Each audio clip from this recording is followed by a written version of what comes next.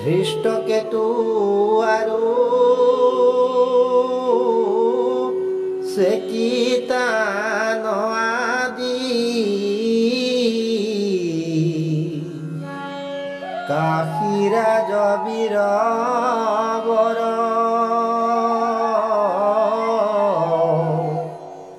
কুন্তি ভুজ আৰু পুৰুজিত বীৰ শৈব শ্ৰেষ্ঠ মানৱ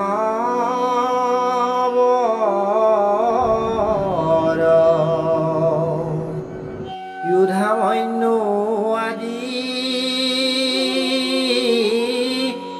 বিক্ৰমী পুৰুষ উত্তম বীৰ্যৱান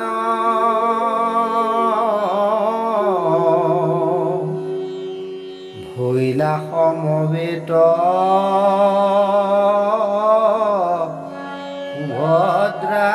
সুভদ্ৰানন্দন দ্ৰৌপদীৰ পুত্ৰ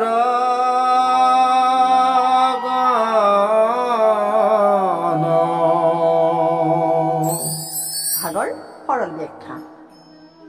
কুৰুক্ষেত্ৰ যুদ্ধত পাণ্ডৱৰ পক্ষত আহি সমবেত হোৱা বীৰ মহাবীৰসকলৰ ভিতৰত সাত্যকী, ধৃষ্টদ্যুম্ন, বিৰাট ৰজা, দ্ৰুপদ ৰজাৰ উপৰিও শিশুপালৰ পুত্ৰ ধৃষ্টকেতু, যাদৱ পক্ষৰ নাৰায়ণী সৈন্যৰ পৰা ফাটি অহা চেকিতান, মহাশক্তিশালী কাশীৰাজ, কুন্তীৰ দুই ভাতৃ পুৰুজিত আৰু কুন্তীভোজ, যুধিষ্ঠিৰৰ শহুৱেক মনুষ্যশ্ৰেষ্ঠ শৈব, পাঞ্চাল দেশৰ বিক্ৰমশালী যুধামন্যু আৰু শক্তিশালী উত্তম ওজা সুভদ্ৰাৰ পুত্ৰ অৰ্থাৎ অৰ্জুনৰ পুত্ৰ অভিমন্যু আৰু দ্ৰৌপদীৰ পুত্ৰসকলো আছিল।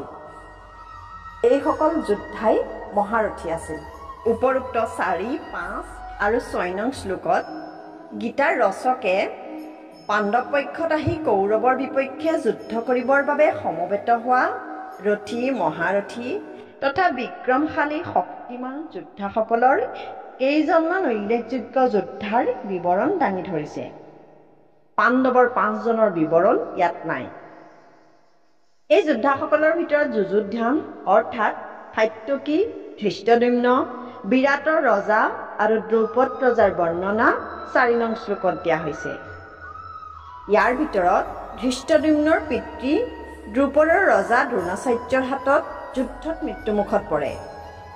যুযুধান তথা সাত্যকী মহাভাৰতৰ যুদ্ধত মৰা নাছিল। পাছত প্ৰভাস তীৰ্থত যদুবংশ ধ্বংস হওঁতে তাতহে তেওঁৰ মৃত্যু হৈছিল। ধৃষ্টকেতু আছিল শিশুপালৰ পুত্ৰ। এওঁৰ পিতৃ শিশুপালক শ্ৰীকৃষ্ণই হত্যা কৰিছিল যদিও তেওঁ শ্ৰীকৃষ্ণৰ অৰ্থাৎ পাণ্ডৱৰ পক্ষতহে যুদ্ধত অংশ লৈছিল। যুদ্ধত তেওঁ দ্ৰোণাচাৰ্যৰ হাতত হত হৈছিল। পাণ্ডৱ পক্ষত সাত্যকীৰ উপৰিও যাদৱসকলৰ পক্ষৰ পৰা আহি অৰ্থাৎ নাৰায়ণী সৈন্যৰ পৰা যুদ্ধত যোগদান কৰা আন এজন বীৰ আছিল চেকিতান।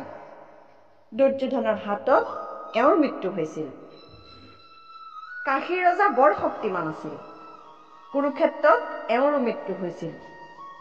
পুৰুজিত আৰু কুন্তীভোজ আছিল কুন্তীৰ ভাতৃ তথা পাণ্ডৱৰ মোমায়েক।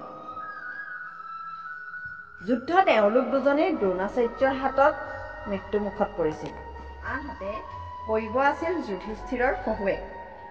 পাঞ্চাল প্ৰদেশৰ অৰ্থাৎ দ্ৰৌপদীৰ দেশৰ পৰা 2জন বিক্ৰমশালী আৰু শক্তিমান যোদ্ধাই পাণ্ডৱৰ পক্ষত লগ লাগিছিলহি। এওঁলোক আছিল যুধামন্যু আৰু উত্তম ওজা। এওঁলোক অৰ্জুনৰ ৰথৰ চকা ৰক্ষা কৰাৰ দায়িত্বত নিযুক্ত হৈছিল। সৌভদ্ৰ মানে সুভদ্ৰাৰ পুত্ৰ অৰ্থাৎ অভিমন্যু। এই সুভদ্ৰা আছিল শ্ৰীকৃষ্ণৰ ভগ্নী আৰু অৰ্জুনৰ পত্নী। অভিমন্যুৱে মাকৰ গৰ্ভত থাকোঁতেই চক্ৰবেহু ভেদ কৰাৰ শিক্ষা লাভ কৰিছিল। কুৰুক্ষেত্ৰ যুদ্ধত এওঁ চক্ৰবেহু ভেদ কৰিবলৈ যাওঁতে চক্ৰান্তমূলকভাৱে কৌৰৱৰ সপ্তৰথীৰ হাতত পৰি বিশেষকৈ দুৰ্যোধনৰ পুত্ৰ লক্ষ্মণাই অন্যায়ভাৱে মুণ্ডত গদাৰে আঘাত কৰি হত্যা কৰিছিল। দ্ৰৌপদীয়া মানে দ্ৰৌপদীৰ পুত্ৰসকল। দ্ৰৌপদীৰ 5জন স্বামীৰ ফালৰ পৰা ক্ৰমে যুধিষ্ঠিৰৰ পৰা ৰতিবিন্ধ, ভীমৰ পৰা সুতসোম, অৰ্জুনৰ পৰা শ্ৰুতকৰ্মা, নকুলৰ পৰা শতানিক আৰু সহদেৱৰ পৰা শ্ৰুতসেনৰ জন্ম হৈছিল। চেহেৰা তেওঁলোক নিজৰ দেউতাকহঁতৰ সৈতে অবিকল একেই আছিল। ৰাতি শিবিৰত শুই থকাৰ সময়ত অশ্বত্থামাই এওঁলোকক পঞ্চপাণ্ডৱ বুলি ভুলতে হত্যা কৰিছিল। গতিকে আপোনালোকে পিছৰ ভিডিঅ'সমূহ পাই থাকিবলৈ আমাৰ চেনেলটো ছাবস্ক্ৰাইব কৰি থ'ব আৰু লাইক, কমেণ্ট, শ্বেয়াৰ কৰিবলৈ নাপাহৰিব।